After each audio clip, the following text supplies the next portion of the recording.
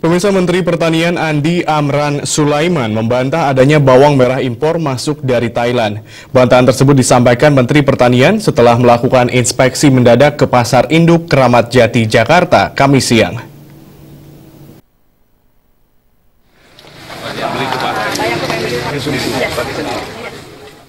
Terkait adanya laporan bawang merah impor, Menteri Pertanian Andi Amran Sulaiman langsung melakukan inspeksi mendadak ke Pasar Induk Kramat Jati, Jakarta.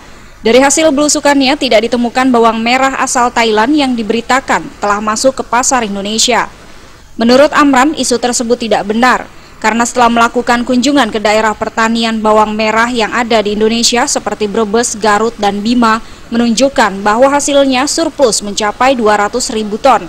Padahal kebutuhan kita berkisar 90.000 hingga 100.000 ton. Terkait dengan bawang merah ilegal, bawang mentah dari Thailand gimana nih Pak?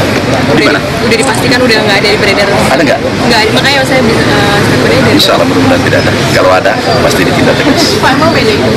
Ya, bedanya apa? Bawang merah Thailand sama Thailand itu berbeda, sangat berbeda. Selain itu, Kementerian Pertanian bekerja sama dengan Badan Urusan Logistik Bulog melepas 30 truk bermuatan yaitu beras, bawang merah, gula pasir, dan minyak goreng, serta cabai merah untuk disebar ke pasar-pasar besar di Indonesia atau yang disebut dengan operasi pasar murah.